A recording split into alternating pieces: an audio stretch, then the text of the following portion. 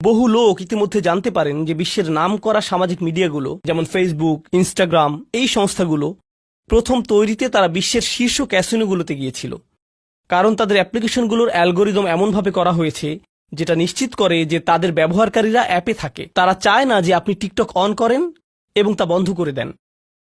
তারা চায় যে আপনি এটা অন করেন, সোয়াইপ করেন, আবার সোয়াইপ করেন, আবার সোয়াইপ করেন এবং করতেই থাকেন।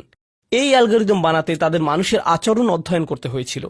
তাই তারা ক্যাসিনোতে গিয়েছিল এবং সেখান থেকে সেরা সাইকোলজিস্ট নিয়ে আসে, কারণ ক্যাসিনো শিল্প প্রথমে সাইকোলজিস্ট নিয়োগ দিয়েছিল যাতে লোকেরা স্লট মেশিনে বসে টাকা বের করতে পারে। তাদের উদ্দেশ্য ছিল আমাদেরকে সেখানে কতটুকু সময় ধরে রাখতে পারে, কারণ তারা সেখানে আমাদেরকে যত লম্বা সময় সম্ভব ধরে রাখতে পারবে আমরা আরও বেশি আসক্ত হব।